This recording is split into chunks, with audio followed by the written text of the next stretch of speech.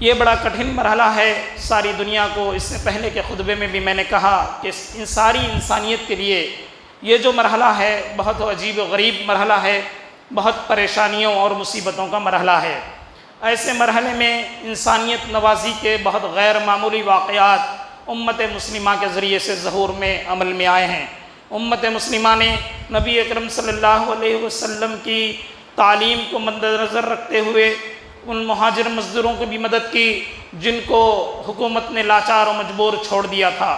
یقیناً پورے ہندوستان کے اندر سب میں زیادہ مدد کرنے والے ایک طبقے کی حیثیت سے نہ صرف یہ کہ امت مسلمہ میں ہماری پہچان بنی ہے، بلکہ غیر جو اقوام ہیں، جو ہندو اقوام ہیں، دوسرے اقوام ہیں، وہ بھی بہت یعنی اس سوچنے پہ مجبور ہیں کہ واقعتاً امت مسلمہ کے لوگوں نے کیسی کیسی مدد کی۔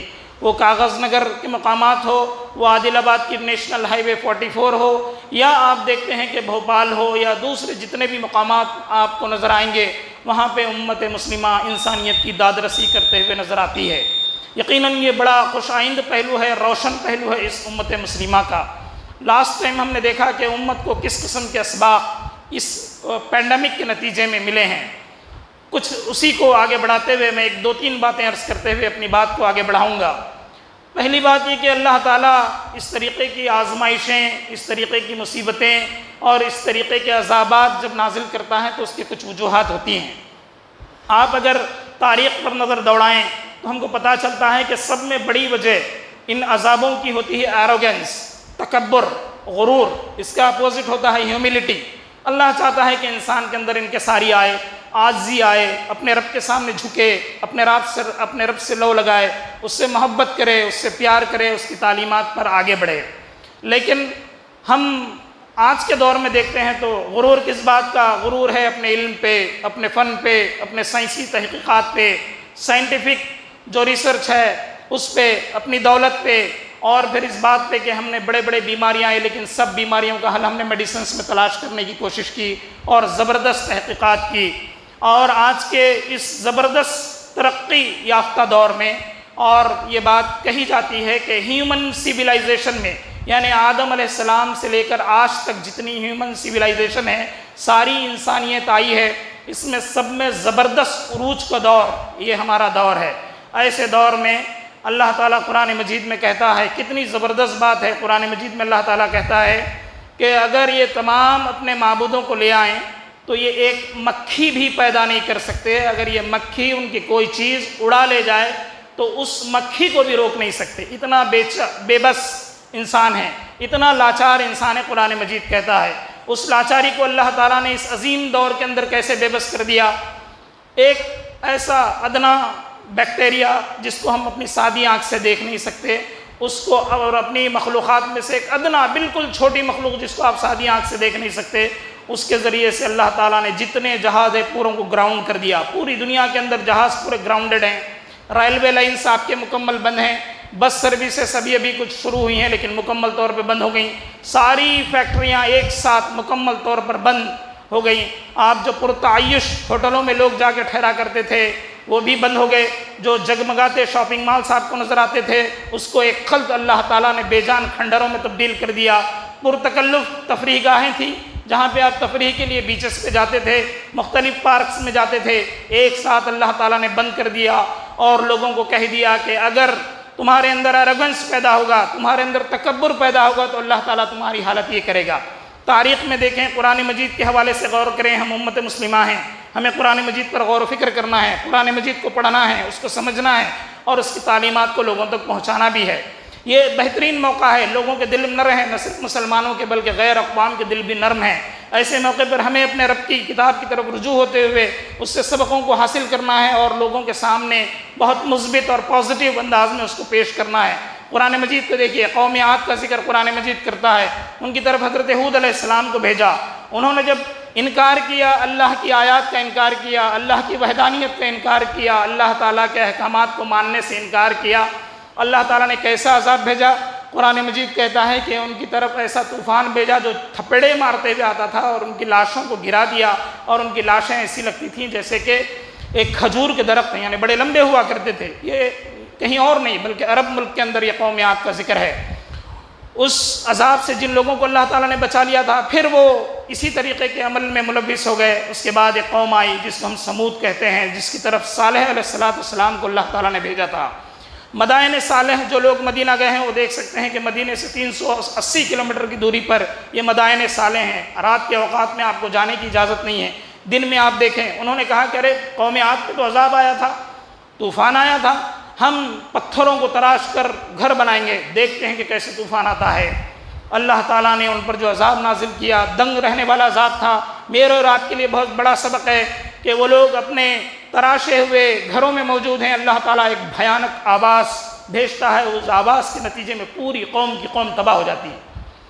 یعنی اللہ کے سامنے آپ عام لفظوں میں ہوشیاریاں کرنے کی کوشش کریں تو بچنے کے کوئی امکانات نہیں ہیں۔ اللہ کی طاقت ایک عظیم طاقت ہے، ایک سپر پاور ہے، اس کے پاور کو چیلنج کرنے کی کسی کے پاس ہمت نہیں ہے، نہ ہونا چاہیے۔ تو ہم دیکھتے ہیں کہ اس کو ایک آج ہم کو معلوم ہوتا ہے، پہلے کے دور میں شاید لوگ سوچتے ہوں گے کہ آواز کے ذریعے سے کیسے موت آئی ہوگی۔ آج فریکوینسیز کا دور ہے، فریکوینسیز کو ناپنے کا دور ہے۔ ایک سرٹین فریکوینسی کے بعد انسانی کان اس بات کے متحمل نہیں ہے کہ وہ ساؤنڈ کو برداشت کر سکیں۔ اس کے ساتھ ساتھ تاریخ کے حوالے سے دیکھیں، 1280 عیسوی، ابھی زیادہ دن نہیں، 700-800 پہلے آپ چلے جائیں، ہم دیکھتے ہیں کہ اندلس اور بغداد یہ اس اسلام کے گولڈن ایجز مانے جاتے تھے، جہاں پہ سائنس کی ترقی اپنے عروج پر تھی، اور یہ سائنس کی ترقی کرنے والے کوئی اور نہیں، مسلمان تھی، مسلم امت تھی۔ اللہ تعالیٰ نے ان کو بھی نہیں بخشا جب ان کے اندر سائنس و فنون کا غرور آ گیا، جب وہ اس علم و فن پر غرور کرنے لگے، جب لوگوں پہ ظلم و ستم ڈھانے لگے، چھوٹے چھوٹے فقہی مسائل میں وہ ملوث ہو گئے، اسلام کی روح کو چھوڑتے ہوئے محض چھوٹے چھوٹے مسئلوں پر ان کی توجہ بڑھ گئی، تو اللہ تعالیٰ نے ان کو بھی وہ پنکل سے، یعنی وہ ایک دم عروج کے دور سے اللہ تعالیٰ نے زوال کی طرف لے آیا۔ ہم دیکھتے ہیں کہ منگولوں نے یقیناً بغداد کو تباہ و تاراج کر دیا، اور اسپین کے اندلس کو انگریزوں نے تباہ و تاراج کر دیا۔ دو اقوام مسلم اقوام تھے، اللہ تعالیٰ نے ان دونوں کو بھی زمین بوس کر دیا۔ یہ تاریخ میرے اور آپ کے سامنے ہے، اللہ تعالیٰ نے کیسے ان کو زمین بوس کر دیا۔ ایروگنس، تکبر، اللہ تعالیٰ نہ انفرادی زندگی میں پسند کرتا ہے، نہ بطور کلیکٹیو۔ کسی قوم کے اندر اگر تکبر آ جاتا ہے تو اللہ تعالیٰ اس کو بھی پسند نہیں کرتا۔ یہ مثالیں ہیں۔ ابن خلدون علیہ رحمہ، علامہ ابن خلدون اپنے مقدمے ابن خلدون کے اندر لکھتے ہیں کہ کوئی قوم اپنے عروج کے دہانے پہ جاتی ہے تو وہیں سے اس کا زوال کا نقطہ شروع ہوتا ہے، وہیں سے وہ زوال کی طرف آتی ہے۔ ہم دیکھتے ہیں کہ پھر وہیں پہ وہی اندلس اور اس کے آگے وہی بغداد، وہاں سے پھر 100 سال کے اندر اندر ایک قوم اٹھتی ہے، سلیمان شاہ، اس کے بیٹے ارطغرل۔ اس کے بعد ہم دیکھتے ہیں کہ عثمان نے ایک عثمانی خلافت کی بنا رکھی، اور پھر آگے جا کے انہوں نے 700-800 سال تک ساری دنیا کے اوپر حکمرانی کی۔ یعنی اگر اپنے آپ کو جائزہ لینے کے لیے ہم آگے آئیں، اپنے آپ کا جائزہ لیں کہ ہمارے اندر واقع میں انکساری ہے، عاجزی ہے یا نہیں ہے، اور پھر اس کی اصلاح کے لیے میں اور آپ کوشش کریں، تو اللہ تعالیٰ پھر یقیناً آپ کو عروج کے منزلوں کی طرف بھی لے جائے گا۔ آج کا دور بھی ایسے ہی ہے۔ ایک دوسرا سب میں بڑا پیغام ہم کو جو ملتا ہے اس پینڈیمک کے نتیجے میں، وہ یہ کہ اللہ تعالیٰ آزمائشیں انسان پہ ڈالتا ہے، مصیبتیں ڈالتا ہے۔ اس کو ہم اس طریقے سے ایک دو مثالوں کے ذریعے سمجھیں گے۔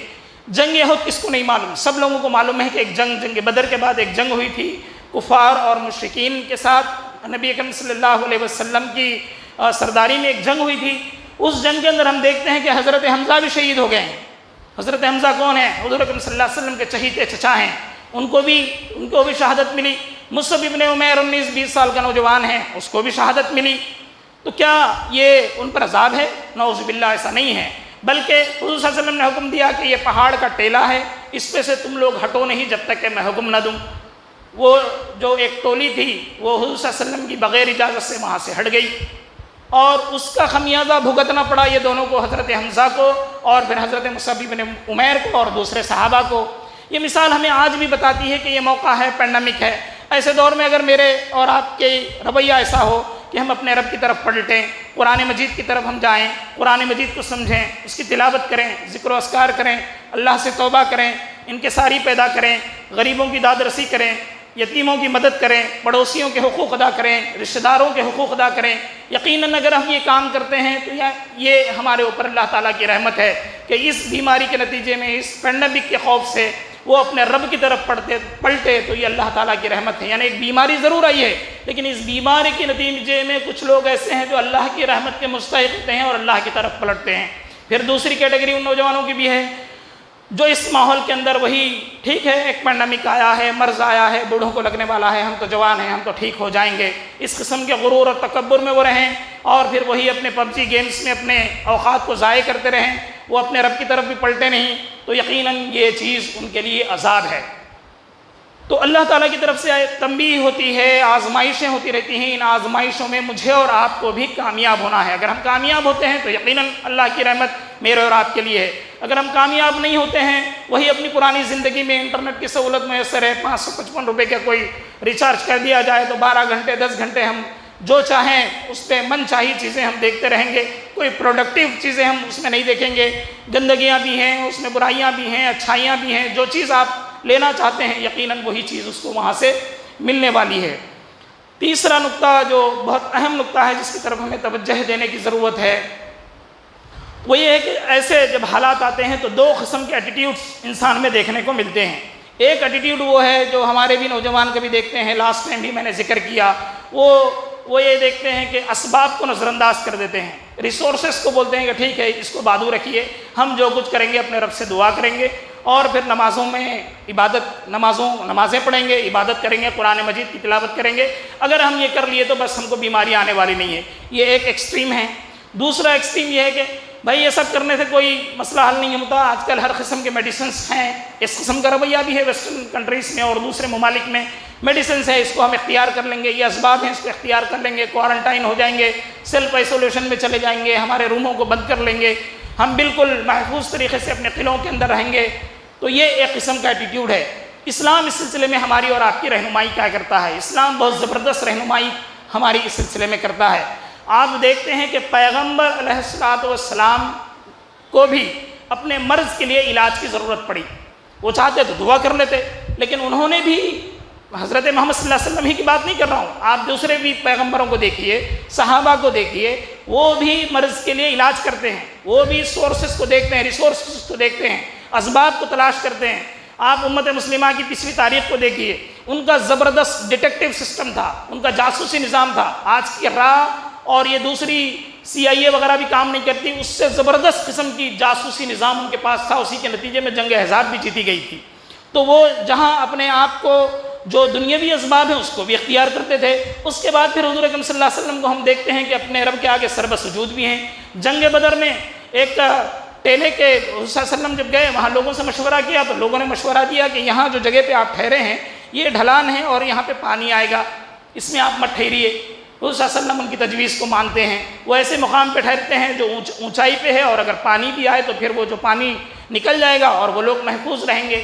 یہ دنیاوی اسباب ہے جس کو اختیار کرتے ہیں۔ اس کے بعد جب جنگ شروع ہونے کو ہے تو حضور اکرم صلی اللہ علیہ وسلم اپنی جھوپڑی میں آتے ہیں اور اللہ کے سامنے سر بسجود ہو جاتے ہیں۔ اتنی زیادہ رغبت انگیز، یعنی اسباب کو اختیار کیا، پھر آ کے اللہ کے سامنے سر بسجود بھی ہیں اور وہاں پہ گڑ گڑا کے دعا بھی کر رہے ہیں۔ حضرت ابوبکر رضی اللہ تعالیٰ عنہ پیچھے سے دیکھتے ہیں کہ وہ اتنی رغبت انگیز دعا ہو رہی ہے، رو رہے ہیں کہ ان کو اپنی چادر کی بھی فکر نہیں ہے اور وہ چادر بھی ان کے سر پہ سے نیچے گر گئی ہے۔ ایسی دعا وہ اپنے رب سے کرتے ہیں۔ یعنی مسلمانوں کا رویہ ایسا ہونا چاہیے، دنیاوی اسباب کی اختیار کریں اور اس کے بعد جو ہے ہم اللہ رب العزت سے دعا بھی کریں، توکل بھی کریں۔ وہ حدیث بھی میرے اور آپ کے سامنے ہے کہ حضور اکرم صلی اللہ علیہ وسلم سے کسی نے پوچھا کہ یہ اونٹ ہے، اونٹ کو باندھ کے میں دعا کروں، اللہ پہ توکل کروں، بھروسہ کروں، یا اونٹ کو ایسے ہی چھوڑ دوں اور دعا کروں؟ حضور اکرم صلی اللہ علیہ وسلم نے کہا کہ تم اونٹ کو پہلے باندھو، لکڑی سے یا کسی درخت سے باندھو، اس کے بعد اللہ تعالیٰ پر بھروسہ کرو، اللہ تعالیٰ سے دعا کرو۔ یہ اسلام ہم کو سکھاتا ہے۔ ایک لمبی اور طویل حدیث ہے، وہ طویل حدیث کو بیان کرتے ہوئے اپنی بات کو ختم کروں گا۔ اس کو میں نے پینڈیمک سے 2 دن پہلے کی جو خطبہ تھا اس میں بھی بیان کیا، لیکن مفصلاً نہیں کیا تھا۔ عبداللہ ابن عباس رضی اللہ تعالیٰ عنہ سے روایت ہے، بخاری میں یہ حدیث منقول ہے کہ حضرت عمر رضی اللہ تعالیٰ عنہ شام کی طرف نکلے کہ وہاں کی رعایا کے بارے میں دیکھیں کہ وہاں کی مسلم رعایا کا کیا حال ہے۔ تو انفارمیشن ٹیکنالوجی کا ویسا دور تو تھا نہیں کہ ان کو معلوم ہے کہ شام میں کیا چل رہا ہے۔ شام میں جب پہنچے وہاں دیکھتے ہیں کہ ابو عبیدہ ابن جراح رضی اللہ تعالیٰ عنہ اپنے صحابہ کے ساتھ ان کے استقبال کے لیے تشریف لائے۔ جیسے ہی تشریف لائے تو لوگوں نے کہا کہ یہاں جو ہے اس مقام پہ، فلسطین کا ایک مقام ہے، اس مقام پہ وبا پھیل گئی ہے، متعدی ایک بیماری ہے، ایک آدمی سے دوسرے آدمی کو لگتی ہے، وہ بیماری پھیل گئی ہے، تو بہتر یہ ہے کہ آپ یہاں سے واپس لوٹ جائیں۔ حضرت عمر کو لوگوں نے مشورہ دیا کہ لوٹ جائیں۔ تو حضرت عمر نے بھی مشاورت کا عمل اختیار کیا، ایسے ہی نہیں بول دیے کوئی تو چلے گئے، ایسا نہیں کیا انہوں نے کیا کیا، سب میں پہلے کہا کہ جو لوگ پہلے ہجرت کی، یعنی ہجرت حبشہ ہو یا مدینہ ہو، جو لوگ ہجرت کیے ہیں، یعنی وہاں پہ بھی حضرت عمر رضی اللہ تعالیٰ عنہ نے ترجیح ان لوگوں کے دی جنہوں نے پہلے اسلام کو قبول کیا، ان کو بلایا، ان سے مشورہ کیا۔ کچھ لوگوں نے کہا کہ نہیں بھائی یہ وبا پھیلی ہوئی ہے، خواہ مخواہ اگر آپ وہاں چلے جائیں گے تو آپ لوگوں کو بھی وہ بیماری لگ سکتی ہے، آپ کے ساتھ زبردست بڑے بڑے صحابہ ہیں، بہتر یہ ہے کہ آپ اپنی جان کو خطرے میں نہ ڈالیں اور واپس چلے جائیں۔ اس کے بعد ٹھیک ہے، اس کے بعد ان کو بھیج دیا، کہا گیا کہ انصار کو بلاؤ، جو مدینے میں نبی اکرم صلی اللہ علیہ وسلم کے ہجرت کرنے کے بعد جن لوگوں نے مدد کی تھی ان کو بلایا جائے۔ انصار آئے، انصار سے مشورہ کیا، وہ لوگ بھی ڈیوائیڈ ہو گئے، کچھ لوگوں نے کہا کہ نہیں بھائی چلے جائیے، کچھ لوگوں نے کہا کہ نہیں مت جائیے۔ تیسرے ایک گروہ کو بلایا گیا، انہوں نے حضرت عمر نے کہا کہ قریش کے جو بڑے بزرگ ہیں ان کو بلا لاؤ، وہ لوگ آئے تو ان لوگوں نے بالکل فملی کہا کہ بھائی نہیں جانا نہیں ہے کیونکہ وبا پھیلی ہوئی ہے، اس لیے آپ واپس جائیں۔ حضرت عمر نے فوری فیصلہ کر لیا، سب لوگوں سے مشورہ کیا، فیصلہ کیا کہ کل صبح میں اونٹ پر سوار ہو کر یہاں سے نکل جاؤں گا اور میں یعنی مدینے کی طرف واپس لوٹ جاؤں گا۔ فیصلہ کیا۔ عبد الرحمن بن عوف تو وہاں موجود نہیں تھے، ابو عبیدہ ابن جراح رضی اللہ تعالیٰ نے حضرت عمر سے کہا کہ اے عمر تم تقدیر سے بھاگ رہے ہو، راہ فرار اختیار کر رہے ہو، تقدیر میں جو ہے وہ ہونے والا ہے، تم اگر آؤ بھی، یعنی ان کا منشا یہی تھا کہ تم آؤ بھی تو اگر تمہاری تقدیر میں نہیں ہے، بیماری لگنا نہیں ہے تو تم کو بیماری نہیں لگے گی۔ تو حضرت عمر کا جواب بہت کرارا تھا، انہوں نے کہا کہ اگر یہ بات کوئی اور کہتا تو میں اس کو سزا دیتا۔ کچھ لوگوں نے سزا دیتا کے بھی لفظ استعمال کیا ہے حدیث میں، کچھ لوگوں نے سزا کا لفظ استعمال نہیں کیا ہے، کہ اگر تمہارے علاوہ کوئی، وہ بہت جید اور بہت بڑے صحابی تھے ابو عبیدہ ابن جراح رضی اللہ تعالیٰ عنہ، انہوں نے کہا کہ تم یعنی تقدیر سے فرار اختیار کر رہے ہو۔ ان کا جواب میرے اور آپ کے لیے بہت ہی سوچنے اور سمجھنے والا ہے، آج کے نوجوانوں کے لیے بھی، بزرگوں کے لیے بھی، امت مسلمہ کے لیے بھی، اور یقیناً اسی بات پر ہمارے علماء نے بھی عمل کیا ہے اور آج کے دور میں گائیڈ لائنز فراہم کی ہیں۔ انہوں نے یہ جواب دیا کہ ایک ندی ہے، ندی کے ایک کنارے کی طرف زبردست ہرے بھرے باغات ہیں، باغات مطلب گھاس ہے چرنے کے لیے جانوروں کے، اور ایک طرف بالکل خشکی ہے، کوئی یعنی گھاس نہیں ہے، کوئی غذا آپ کے جانوروں کو نہیں ہے، تو آپ اپنی اونٹوں اور بکریوں کو کدھر چرائیں گے؟ یعنی اگر آپ نے یہاں بیٹھا ادھر ایک طرف دوسری طرف، تو آپ نے اگر یہ فیصلہ کیا کہ میں یہ گرینریز کی طرف جاؤں گا اور یہاں چراؤں گا تو یہ بھی آپ ہی کی تقدیر میں ہے۔ اگر آپ نے اس بات کا فیصلہ کیا کہ میں یہ بے آب و گیاہ میدان جو ہے جہاں کوئی گھاس پھوس نہیں ہے وہاں بھی آپ جائیں تو یہ بھی آپ کی تقدیر ہے۔ اس لیے انہوں نے کہا، یہ بہت غیر معمولی مثال ہے، انہوں نے یعنی آپ کے اختیار میں اگر کوئی چیز ہے تو آپ اس اختیار کو بہتر طریقے سے استعمال کرو۔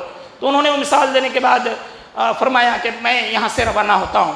تو یہ مثال ہمیں یہ بات بتاتی ہے، ایک اہم بات بتاتی ہے۔ وہ اہم بات یہ ہے کہ ہم اگر اسباب کو اختیار کرتے ہیں، دوائیں بھی لیتے ہیں، میڈیسنز بھی لیتے ہیں، دعائیں بھی کرتے ہیں، تو اس کے بعد ہم کو ان دواؤں پہ اعتماد ہونے کی ضرورت نہیں ہے، بلکہ وہ جو ہے مؤثر بالذات نہیں ہے، جو سبب اب ہے وہ مؤثر بالذات نہیں ہے، یعنی اس میڈیسن میں شفا نہیں ہے، بلکہ اللہ تعالیٰ اس میڈیسن میں جس کو چاہے شفا دیتا ہے، اس میڈیسن میں جس کو چاہے اللہ تعالیٰ شفا دیتا ہے، بلکہ وہ مؤثر بالذات نہیں ہے۔ اور توکل کے یہ بالکل عین مطابق ہے کہ آپ اللہ پہ بھروسہ بھی کریں اور پھر وہ ذرائع بھی اختیار کریں۔ تو یہ باتیں ہیں۔ آج بھی ہم دیکھتے ہیں کہ مسجد معراج ہے، ایک صاحب ممبئی سے آئے تھے، وہاں کوارنٹائن میں رہنے کے لیے کہا گیا اور وہ چلے گئے مسجد معراج کو، جمعہ کی نماز انہوں نے پڑھی وہاں پہ۔ آج کیا ہوا، 12 لوگوں کو وہاں سے لے کے چلے گئے، امام صاحب بھی ہیں، مؤذن صاحب بھی ہیں، صدر صاحب بھی ہیں، اور لوگوں کو، اور پوری 27 لوگوں کی لسٹ تیار ہو گئی ہے۔ تو یہ جو اسلام کی تعلیمات ہیں اس کو نہ سمجھنے کا نتیجہ یہ ہے، ہمارے اسلام کے بارے میں ناقص معلومات ہیں جس کی وجہ سے ہم نے یہ حرکت کی ہے۔ اگر ہماری معلومات صحیح ہوتی، ہم عمل پیرا ہوتے، احادیث میں معلوم ہوتی کہ جہاں وبا ہے اس وبا کے مقام سے آپ واپس لوٹے ہیں، اس وبا کے مقام سے اگر آپ واپس لوٹے ہیں تو پھر اس وبا کے مقام سے اگر آپ واپس لوٹے ہیں تو آپ کو احتیاطی تدابیر اختیار کرنی چاہیے۔ اس سلسلے میں ایک حدیث بخاری کی ہے، وہ یہ ہے کہ جو آدمی مریض ہے اس کو صحت مند آدمی سے دور رکھنا چاہیے، جو آدمی مریض ہے اس کو صحت مند آدمی سے دور رکھنا چاہیے۔ یہ آج کے سیلف آئسولیشن کے لیے ایک واضح دلیل ہے، ایک زبردست مثال ہے، کوارنٹائن کی ایک زبردست مثال ہے، دلیل ہے، واضح دلیل ہے کہ آپ کوارنٹائن میں جا سکتے ہیں، آپ سیلف آئسولیشن میں جا سکتے ہیں۔ یہ آج نہیں، 1400 سال پہلے نبی اکرم صلی اللہ علیہ وسلم نے کہا کہ اگر کوئی بیماری، جیسے جذام کا مریض ہے، کہا گیا کہ اگر کوئی جذام کے مریض کو تم دیکھو تو ایسا بھاگو جیسے شیر کو دیکھ کے بھاگتے ہو۔ حضور صلی اللہ علیہ وسلم نے احتیاطی اقدام کی طرف آپ کو توجہ دلائی۔ تو یقیناً یہاں بھی ہم بھی مسلم موجود ہیں، تو جو لوگ باہر سے آئے ہوئے ہیں ان کو بھی نہیں آنا چاہیے، جن کو کھانسی ہے، سردی ہے، بخار ہے، نزلہ ہے، ایسے سمٹمز دکھتے ہیں تو مسجد میں آنے کی ضرورت نہیں ہے۔ جو لوگ بزرگ ہیں ان کو یعنی بیماری کا خطرہ زیادہ رہتا ہے، تو وہ لوگ بھی بڑے احتیاطی اقدامات کے ساتھ مسجد میں تشریف لائیں۔ تو بہرحال ان چند باتوں کے ساتھ میں اپنی بات کو آخری مراحل میں داخل کرتا ہوں، وہ یہی ہے کہ یہ اسباق ہمیں ملتے ہیں۔ پہلی بات، ایروگنس کو اللہ تعالیٰ پسند نہیں کرتا، آزمائشوں میں اللہ تعالیٰ ڈالتا ہے۔ اگر ہم اس کو بہتری کے لیے استعمال کرتے ہیں تو وہ ہمارے لیے رحمت ہے، اگر ہم وہی گناہوں کے اندر مبتلا ہیں تو یقیناً یہ ہمارے لیے رحمت نہیں ہے بلکہ عذاب ہے اور زحمت ہے۔ اور ہمیں بھی احتیاطی تدابیر اختیار کرنے چاہیے۔ اسلام ہمیں ان احتیاطی تدابیر کو اختیار کرنے کی طرف توجہ دلاتا ہے اور یہ کہتا ہے کہ تم کو احتیاطی تدابیر اختیار کرنا ہے، اپنے رب سے لو بھی لگانا ہے، اس سے محبت بھی کرنا ہے، توبہ بھی کرنا ہے، قرآن کریم کی طرف رجوع بھی ہونا ہے۔